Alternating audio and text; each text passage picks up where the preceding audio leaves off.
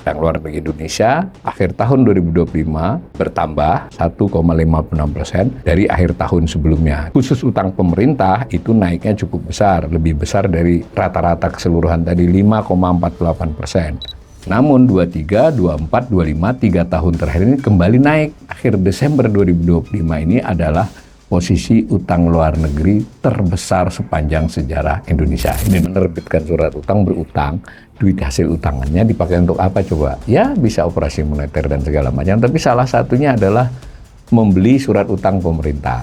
Tadi kalau posisi utang, kita juga lebih buruk tapi masih tidak terlalu jauh. Kalau yang ini jauh. Ini bisa juga dianalisis dengan cara macam-macam ya. Ini soal biaya utang luar negeri kita yang terlalu besar. Ini jangan-jangan berutang kepada pihaknya sendiri. Jadi sehingga bayar bunga, bayar macam-macam keluar. Padahal itu gengnya, maka bisa menghindari atau mengurangi pajak secara legal. Kan gitu ya. Itu 18,12%. Jadi hampir 1/5-nya dari utang-utang itu harus lunas tahun ini. Dilunasi tahun ini.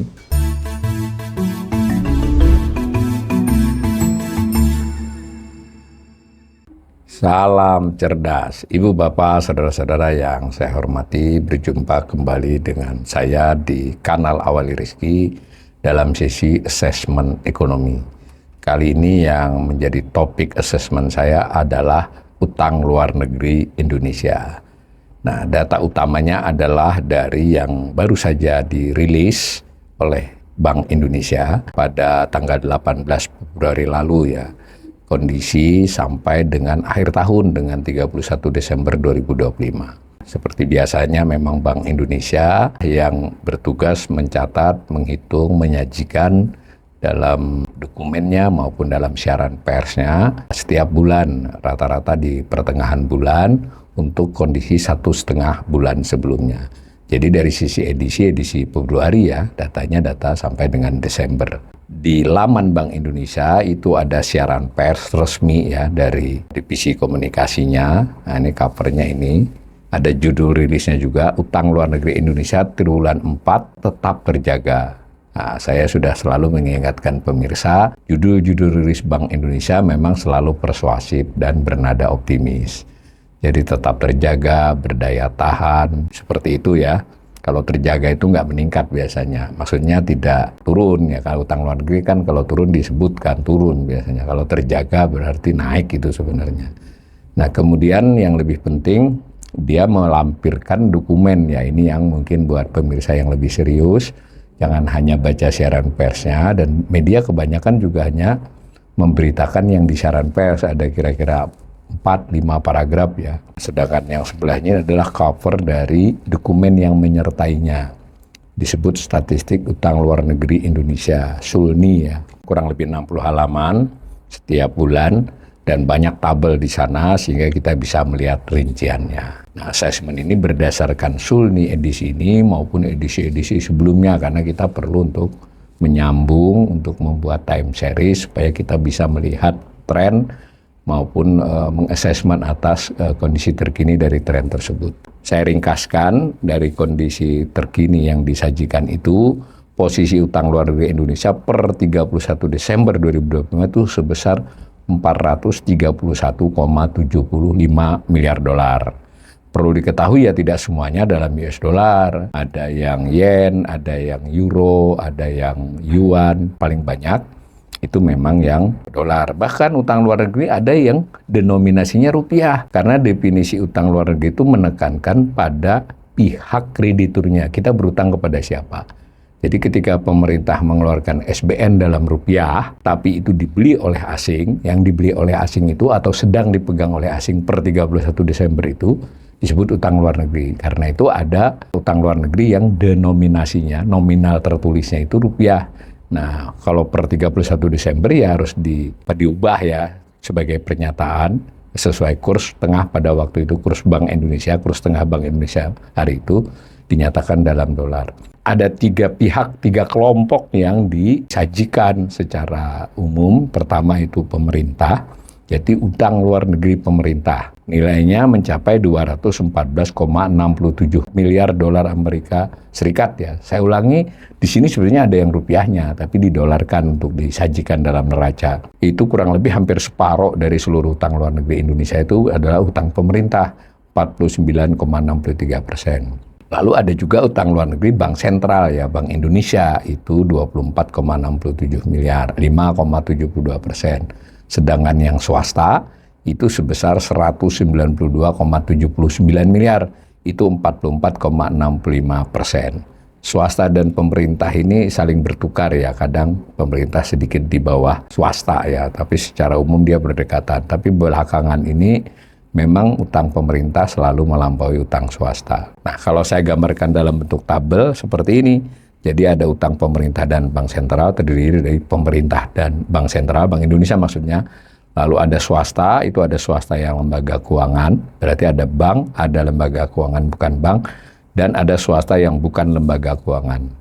Perlu diketahui lebih dahulu bahwa utang BUMN itu dicatat sebagai utang swasta, bukan utang pemerintah dan BI ya. Nah, ini saya sajikan 3 kolom. 2 kolomnya adalah posisi 31 Desember 2024. Kemudian kolom berikutnya adalah posisi 31 Desember 2025. Lalu kolom berikutnya itu perubahannya naik atau turun dari tahun sebelumnya selama setahun. Kalau dari sisi posisi utang terjadi kenaikan 1,58%. Tidak semuanya naik ya, utang swasta turun min 4,16%. Nanti akan kita lihat dari slide-slide berikut untuk tren dari masing-masing ini.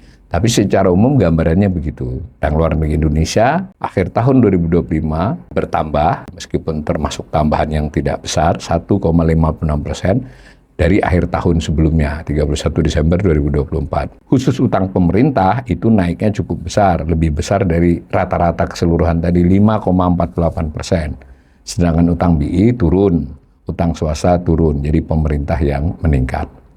Nah, itu gambaran sepintas kondisi yang diumumkan oleh Bank Indonesia, tapi saya sajikan ulang dalam bentuk tabel ini. Kalau misalnya kita mau melihat dari tahun ke tahun, nominal posisi utang per akhir tahun dari masing-masing tahun sejak tahun 1997 nih saya buat. Sekaligus juga kasih analisis dengan melihat trennya. Sempat beberapa dari 97 sampai dengan tahun 2005, 2006 itu landai ya, stagnan, naik turun tapi tipis. Kurang lebih segitu utang luar negeri kita. Nah, sementara kalau kita lihat dari 2008 ke 2015 itu naik. Era SBY itu utang luar negeri naik ya trennya. Dilanjut dalam era Jokowi. Bahkan kalau mau jujur itu di era SBY tingkat kenaikannya lebih tinggi ya. Meskipun kalau dilihat gambar sama-sama tuh naiknya. Tapi secara presentasi kan jadi lebih rendah sedikit. Nah, sempat menurun di saat 2021-22, jadi 2 tahun itu turun setelah COVID. Jadi setelah mencapai 416,94 miliar di akhir 2020, dia pelan-pelan turun 2 tahun berikutnya. Namun 23, 24, 25, 3 tahun terakhir ini kembali naik. Dan posisi di akhir Desember 2025 ini adalah posisi utang luar negeri terbesar sepanjang sejarah Indonesia. Ini dulu yang assessment kita pertama. Bahwa kenaikannya lebih landai dibandingkan masa-masa lalu itu soal lain ya. Karena kalau udah gede kan naiknya ya perlahan pun jadi tumbuh. Kekhawatiran, mungkin nggak tepat ya kekhawatiran. Catatan agar pengelolaan ekonomi Indonesia lebih berhati-hati itu ya salah satunya ini. Karena utang luar negeri Indonesia itu masih cenderung meningkat. Kalau misalnya kita ambil aja yang 21 tahun terakhir ya, supaya kita tahu tingkat kenaikan dari tahun ke tahunnya, ya ini. Nah, kalau tadi kan 1,38 tahun ini, tapi tahun-tahun sebelumnya itu yang orange, itu yang biru ini sama dengan data sebelumnya, hanya mulai dari 2004 sampai 2025. Nah, kita lihat batang biru itu kan memang trennya naik, sempat turun, kemudian naik kembali, tapi laju kenaikannya kan beda. Jadi harus diakui memang laju kenaikan 3 tahun terakhir ini ya masih lebih rendah dari masa-masa lampau. Tapi kan polanya sudah mulai naik kembali. Jadi berita positifnya ya meskipun meningkat, tapi lajunya relatif lebih tertahan dibandingkan tahun-tahun yang lampau. Itu dari sisi total utang luar negeri. Tadi kita kan sudah melihat dari sisi debiturnya, dari sisi yang berutangnya, ada pemerintah, ada Bank Indonesia, ada swasta. Sebelum kita lanjut, kita harus paham dulu pengertian utang pemerintah. Ini tidak seluruh utang pemerintah ya, ini paling sering terjadi confuse ya di netizen. Bahwa ketika dapat data utang luar negeri ini, yang dimaki-maki, mohon maaf dimaki, kalau netizen kan memang suka begitu, responsif ya. Itu adalah pemerintah berutang. Enggak, utang luar negeri itu enggak hanya pemerintah, ya BI, ya swasta. Lalu ada disebut utang luar negeri pemerintah, jadi beririsan. Tidak seluruh utang pemerintah utang luar negeri, karena dia ada utang dalam negeri, artinya utang kepada pihak dalam negeri, dan ada utang luar negeri. Nah, sementara utang luar negeri tidak hanya utang pemerintah, jadi dia beririsan, tapi tidak sama. Nah, mari kita lihat khusus utang luar negeri pemerintah. Jadi ini sepenuhnya utang luar negeri pemerintah yang terutama sekali berbentuk surat berharga negara, baik dalam valuta asing, kan kita punya SBN ya, surat utang falas, yang berdenominasi US dollar, berdenominasi yen, berdenominasi euro, dan sekarang ketambahan ada dolar Australia dan ada yuan Cina ya.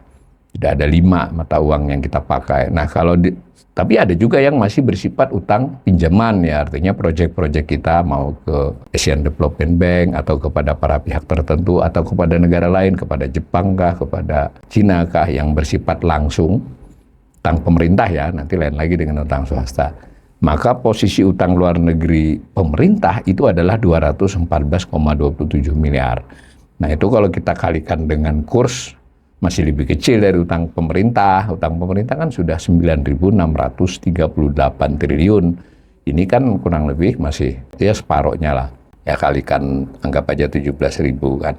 Nggak sampai separuh, mungkin 40%-nya. Jadi saya ulangi, tidak bosan-bosannya, utang luar negeri pemerintah itu tidaklah seluruh utang pemerintah. Dan utang luar negeri yang di atas tadi jangan diterjemahkan hanya sebagai utang pemerintah. Nah, kembali ke sini, tampak di 3 tahun terakhir ini memang utang luar negeri pemerintah yang cenderung meningkat. Ya, nilainya sudah mencapai 214 miliar itu, dan kenaikannya 5,48% ya. Tadi keseluruhannya termasuk diri dia, rata-ratanya kan hanya 1,38. Jadi memang utang pemerintah lebih pesat dibandingkan swasta yang malah kontraksi, negatif, menurun. Begitu juga BI menurun, tapi total mereka bertiga naik ya. Nah, ini gambarnya. Tapi kita juga harus mengakui kenaikan 5,48% itu ya boleh dikatakan seperti rata-ratanya. Gambar yang orange itu menunjukkan rata-rata kenaikan tiap tahun. Dulu-dulu kita pernah 2 digit ya kenaikannya.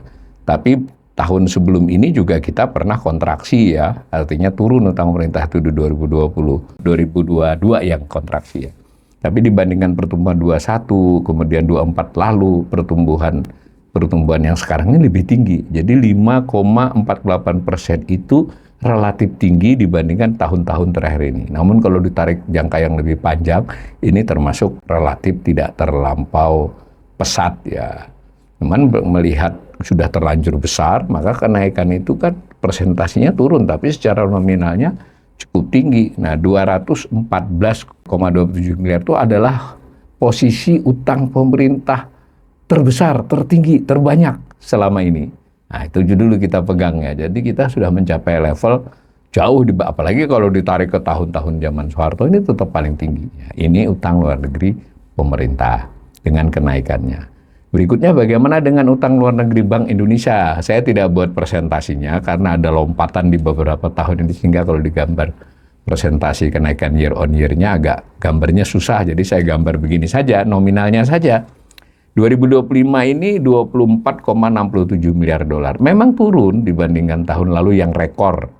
Maksudnya tahun lalu ini 24 ya. Kalau saya bicara ini tahun lalu itu maksudnya tahun dari data ya. Itu 27,60 miliar dolar. Jadi turun, tetapi tetap tertinggi kedua sepanjang sejarah utang Bank Indonesia. Apa penyebab utang yang besar itu? Ada 2 kali sebenarnya. Di tahun 2021 itu kita berutang kepada IMF. Masih sampai sekarang, tapi harus fair juga kita katakan utang ini semacam standby loan ya. Semua anggotanya diberi utang oleh IMF, dikasih kuota.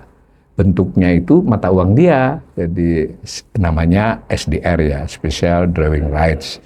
Jadi bukan dolar Amerika, tapi itu memang termasuk hard cash ya. devisa yang hard cash bisa dipakai untuk beli apa saja atau membayar kewajiban apa saja terkait kewajiban luar negeri, baik beli maupun bayar utangnya. Semua anggota dikasih sesuai kuotanya, sesuai dengan saham yang ada di IMF. Amerika pun dapat, Cina dapat, kita dapat waktu itu kurang lebih 6, kalau didolarkan 6,2 miliar dolar. Sehingga tahun 2021 terjadi lompatan tuh. Ada faktor itu, faktor IMF saya sebut. Tapi pernya tadi itu belum kita pakai. Dia dicatat sebagai utang di Bank Indonesia. Nah, tetapi di IMF duitnya itu merupakan piutang Bank Indonesia. Jadi itu lebih bersifat berjaga-jaga ya. Kalau terjadi kesulitan devisa, itu Bank Indonesia bisa pakai itu. Negara-negara yang dikasih IMF sudah ada 1-2 yang mulai pakai. Jadi ini juga sekaligus buat pemirsa ketahui, kalau sampai Bank Indonesia memakai itu, ya berarti kondisinya buruk. Jadi dari sisi ini kita belum buruk-buruk amat. Bank Indonesia bisa masih memanage dari cadangan devisa yang bukan berasal dari utang kepada IMF. Masih bisa untuk operasi pasar, operasi stabilisasi nilai tukar ya. Nah, yang kedua, penyebab naiknya itu di tahun 2023 mulai September sampai sekarang, Bank Indonesia itu buat surat utang seperti SBN, tapi sekarang yang membuat surat utangnya itu adalah Bank Indonesia. Namanya Sekuritas Rupiah Bank Indonesia. Ada 2 macam, ada juga falas. Jadi ada yang berupa falas, ada yang berupa rupiah. Lalu ada yang sukuk juga yang pakai metode syariah, tapi prinsipnya ada falas, ada rupiah. Jadi Bank Indonesia prinsipnya berutang kepada yang pegang surat itu. Nah, suratnya dilelang ya, ada pihak domestik, ada pihak asing. Nah, SRBI itu juga diperdagangkan antar mereka, tapi lebih terbatas dibandingkan SBN. Nah, posisinya besar banget tuh, naikkan lompat. Jadi Bank Indonesia ngutang dari berbagai sumber, asingnya kurang lebih 25%. Posisi 31 Desember itu SRBI ini kurang lebih, kalau saya tidak salah ingat, 750 triliun ya. Ditriliunkan sempat hampir 1.000 di 2024, 1.000 lebih di akhir 2024, tapi turun di kisaran 7,5 sampai 800 sekarang. Nah, di antara itu seperempatnya berarti 200-annya adalah utang luar negeri karena dipegang oleh asing yang rupiah, lalu sedikit yang falas. Jadi utang luar negerinya yang SRBI maupun SPBI yang dipegang asing dicatat sebagai utang luar negeri Bank Indonesia. Lain lagi dengan utang Bank Indonesia ya, ini perlu diingat dulu. Karena seperti pemerintah tadi, sayangnya untuk utang Bank Indonesia kita perlu waktu untuk tahu datanya ya, nunggu laporan keuangan Bank Indonesia yang masih belum dipublikasi. Menerbitkan surat utang, berutang, duit hasil utangannya dipakai untuk apa coba? Ya bisa operasi moneter dan segala macam, tapi salah satunya adalah membeli surat utang pemerintah. Nah, jadi di sini hubungannya erat. Jadi surat utang pemerintah, SBN-nya pemerintah, itu yang pemilik yang sangat banyak, itu adalah Bank Indonesia. 25% dari SBN rupiah. Nah, itu Bank Indonesia yang beli. Bank kira-kira 22%, baru yang lain-lain. Nah, Bank Indonesia ternyata membelinya antara lain dengan hasil utangannya Bank Indonesia. Ini memang ada kerangka kerjanya ya, tapi saya hanya beri informasi karena untuk mengassessment hubungan operasi moneter, utang Bank Indonesia, dia pegang SBN ini perlu analisis yang lebih tajam ya, tapi ini untuk info awal dulu seperti itu. Bagaimana dengan swasta? Nah, swasta seperti ini gambarnya. Jadi swasta ini menarik. Selama 5 tahun terakhir ini trennya turun, meskipun perlahan, yang hijau itu ya. Nah, sementara kan dulu pernah naik, pernah stagnan, hitam, yang merah berarti dia naik. Sejak 2021 setelah COVID itu dia turun. Karena itu posisi 192,78 miliar ini lebih rendah jauh dibandingkan pada waktu 2020 yang sudah mencapai 207. Dan khusus tahun ini juga turun dibandingkan tahun lalu. Turun kurang lebih 0,82%. Lihat gambar birunya, turun.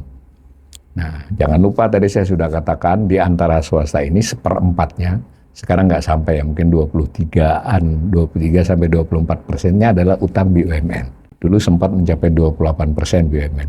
Jadi salah satu sebab turunnya ini antara lain karena utang BUMN perlahan-lahan turun. Jangan lupa di masa-masa lalu yang melesat itu ada proyek-proyek infrastruktur, misal bandara, jalan tol, kereta dan sebagainya, kereta cepat itu membuat utang luar negeri meningkat. Nah, perlahan-lahan sebagiannya sudah dilunasi, dan juga beberapa obligasi ya. Kalau dari swasta BUMN itu namanya obligasi, kalau pemerintah kan SBN. Itu juga yang jatuh tempo sudah mulai dilunasi. Meskipun kalau kita baca berita-berita belakangan ini, 1-2 BUMN sudah mulai gagal bayar bunga ya, WIKA yang disebut-sebut. Ini kita juga suatu saat kita akan assessment soal itu. Tapi secara posisi, secara sisa utang sebenarnya pelan-pelan turun. Segitupun sebetulnya sudah ada sedikit masalah kan. Mungkin kebutuhan ada Danantara itu mestinya harus membail out itu ya. Kalau nanti ternyata yang membail outnya adalah APBN, ini kita akan lakukan assessment lagi loh. Sudah diserahin ke Danantara kok ambil lagi dari APBN ya. Termasuk cicilan WOS itu kan bisa debatable. Kenapa enggak Danantara? Karena si KCIC itu salah satu pemiliknya adalah konsorsium, malah banyak 60% adalah konsorsium BUMN. Semuanya kan bawahannya Danantara. Yang terbanyak adalah Kereta Api Indonesia. Tapi disinilah kanal ini berulang kali mengingatkan, ini mulai pengelolaan ekonomi kita kadang tidak seperti biasanya. Nggak ada masalah tidak seperti biasanya. Cuman kita tidak mendapat penjelasan yang relatif memuaskan ya hal-hal itu. Ini saya sampaikan dulu datanya swasta begitu.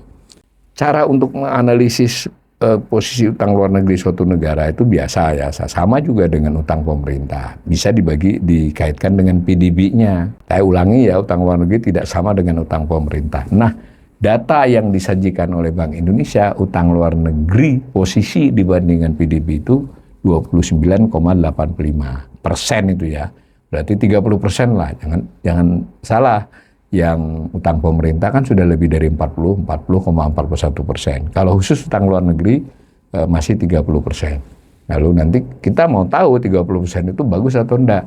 Nah, untuk perbandingan internasional khusus utang luar negeri sudah mulai jarang dipakai external debts dengan gross domestic product, GDP, PDB, jarang. Tapi yang dipakai adalah GNI, gross national income.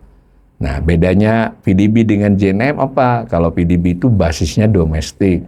Jadi seluruh produksi barang jasa akhir di wilayah Indonesia. Jadi kalau ada faktor produksi asing memproduk di Indonesia itu harus dikeluarkan dari perhitungan. Tapi sebaliknya juga ada produk di luar negeri yang faktor produksinya dimiliki oleh penduduk Indonesia, itu dimasukkan. Nah, secara umum kita ternyata memang sampai sekarang GNI sekitar 3%-an lah ya, 3-4 fluktuasi, lebih rendah dari GDP, dari PDB. Maka external debts dibagi GNI yang dipakai oleh Bank Dunia, IMF, dan lembaga-lembaga internasional. Namun data 2020-nya belum keluar, ada data 2024, yaitu 31%. Nah, sedangkan data di tahun itu dari Bank Indonesia 30,51%, jadi selisih 0,5 persen poin ya. Tadi seperti penjelasan saya tadi penyebabnya. Jadi kita bisa menduga nih kalau di 2025 ya mungkin sekitar 30,5 di level GNI-nya. Jadi trennya memang turun dibandingkan 2024. Nah, kalau kita lihat tahun yang lebih panjang, selama 1, 2, 3, 4 tahun ini memang relatif stagnan ya, di 30%-an. Itu turun dibandingkan dahulu-dahulunya, dan angka ini juga tetapi bersesuaian saja dengan tahun 2010, 2011, 2012.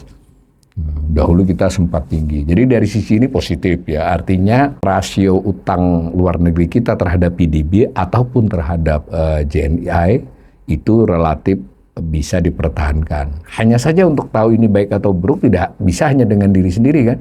Dari diri sendiri kita mulai bertahan lah, ini masih bagus lah.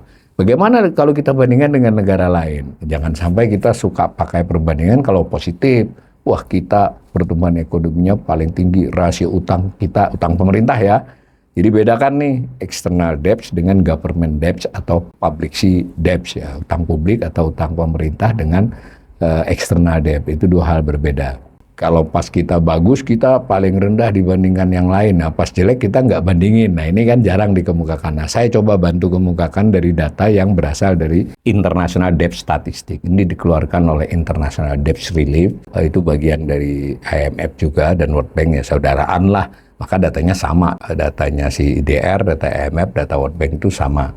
Dan dalam hal ini saya sajikan external debt stock to GNI. Stocks itu posisi ya, tadi posisi utang luar negeri dengan gross national income. biru itu menunjukkan yang Indonesia tadi, yang 31% 2024 tadi kan di slide sebelumnya, yang 2025 belum ada datanya. Kita suka memilih negara-negara ketika, mohon maaf ini otoritas pemerintah suka memilih negara yang lebih buruk. Nah, sebenarnya kan lebih fair, ya kita pilih aja rata-ratanya. Saya bisa kalau mau nakal, saya pilih negara-negara yang lebih baik dari kita. Tapi saya juga sama, nggak terbukanya dengan pemerintah. Saya ambil aja data rata-rata. Rata-rata itu termasuk Indonesia loh. Dan yang dipilih rata-ratanya low and middle income countries. Jadi bukan seluruh negara. Jadi hanya negara berpendapatan rendah dan menengah. Menengahnya baik lower middle income maupun upper middle income. Kan fair toh dengan rata-rata. Jadi kalau mau tahu kamu itu termasuk tinggi atau rendah badanmu, ya kan saya jadi tinggi kalau saya pilih pembandingnya yang lebih rendah dari saya jadi rendah kalau saya pilih pembandingnya yang tinggi-tinggi. Yang fair kan saya ambil rata-rata. Nah, yang rata-ratanya adalah yang orange. Ternyata dari 2012 sampai 2024 sebetulnya rasio utang luar negeri kita terhadap JNI itu lebih tinggi dari rata-rata. Lebih tinggi itu artinya lebih buruk. Bayangkan ya, utang dibandingkan pendapatan nasional. Tren yang kita biru memang turun, tapi kan datar tuh kita turunnya. Ternyata memang itu jadi tren di seluruh dunia. Utang luar negeri masing-masing negara tuh cenderung menurun rasionya. Jadi kita masih termasuk yang tinggi kalau berdasarkan ini. Itu kalau utang luar negeri dibandingkan PDB atau dibandingkan dengan JNI ya. Bagaimana dibandingkan dengan ekspor? Nah, jadi kalau utang pemerintah itu mestinya kan dibandingkan dengan PDB, dibandingkan dengan pendapatan negara. Nah, yang rasio utang pemerintah pendapatan negara juga jarang diungkap oleh pemerintah. Nah, kalau ini BI sebetulnya lebih terbuka, utang luar negeri dibandingkan ekspor. Nah, ini gambarnya. Masih banyak utang luar negerinya, jadi maksudnya nggak bisa kita selesaikan setahun kan, 122,98%. Tapi kalau lihat gambarnya juga beritanya positif. 1, 2, 3, 4 tahun terakhir, ya di situ saja kita. Dulu kan sempat besar sekali. Besar itu artinya utang kita banyak banget dibandingkan ekspor. Ini kan sudah membaik ya. Berita bagus lagi sama dengan tadi rasio atas PDB.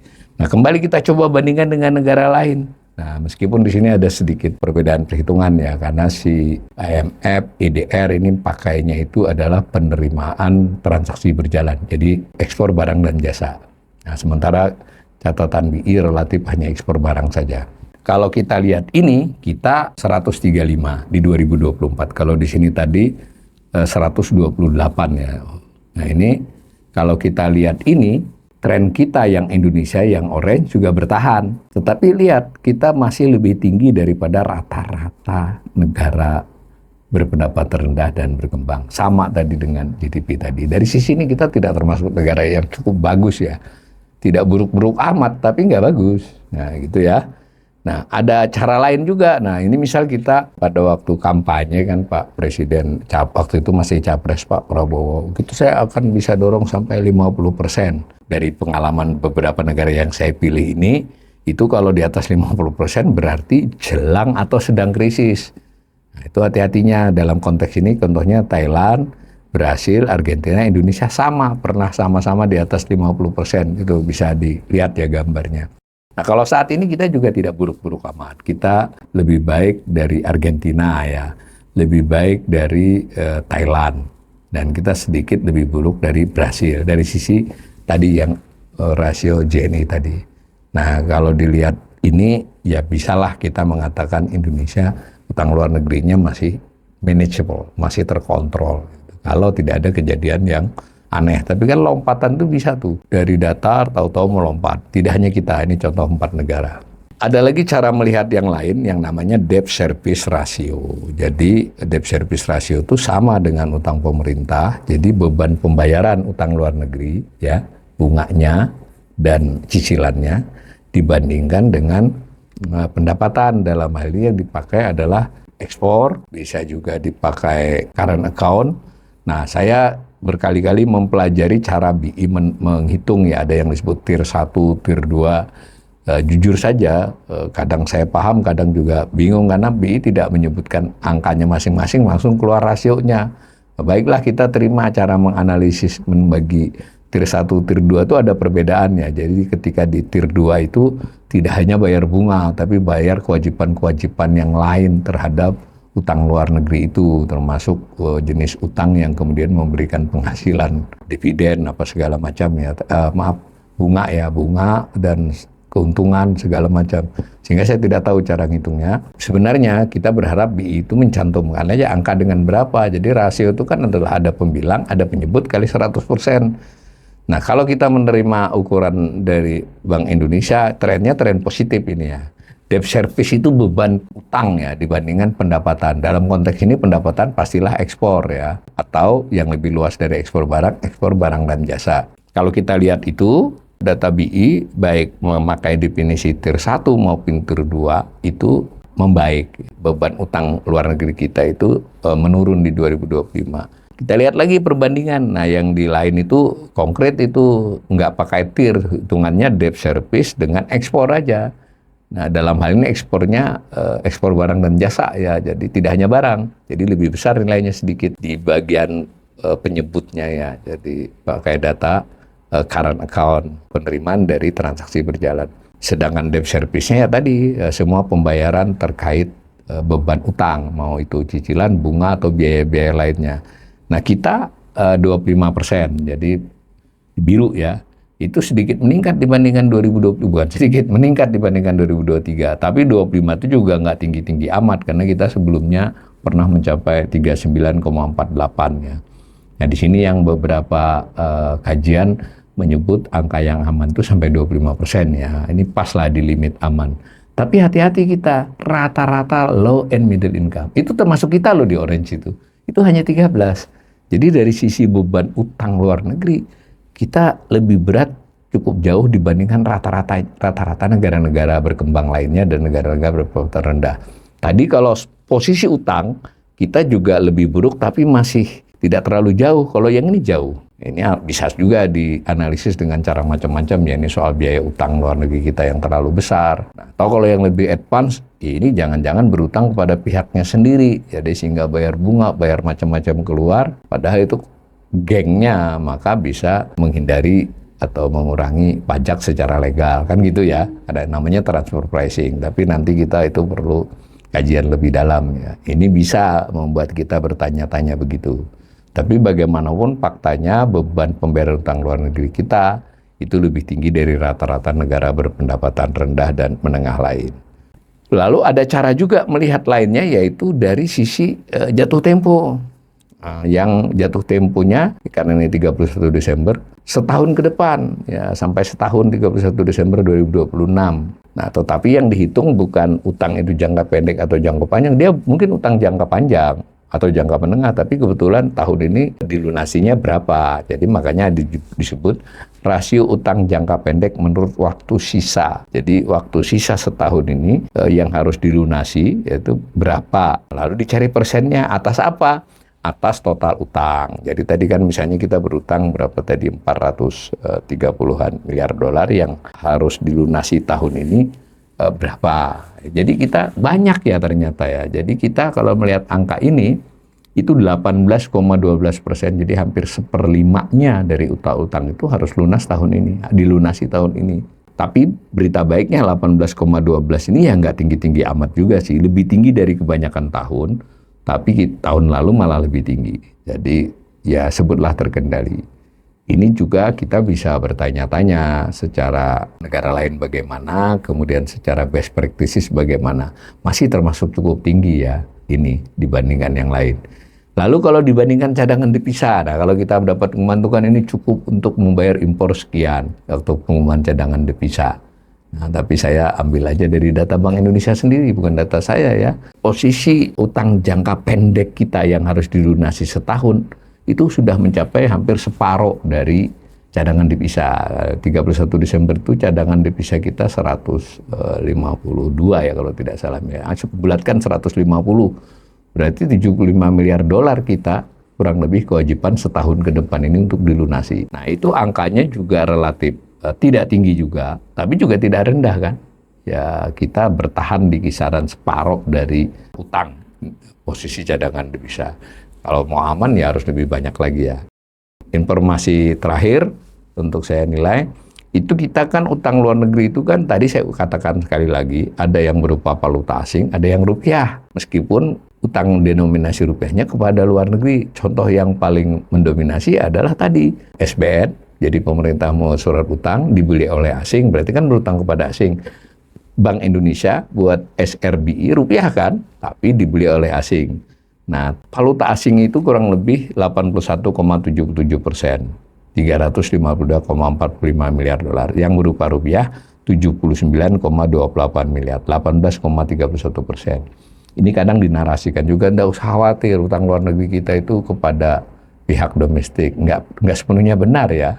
Banyak yang kepada pihak dalam negeri, tapi lebih banyak ke asing masih. Lalu kita kan rupiah utangnya. Enggak juga, rupiahnya ya segitu. Nah, dan yang penting juga ada informasi menarik.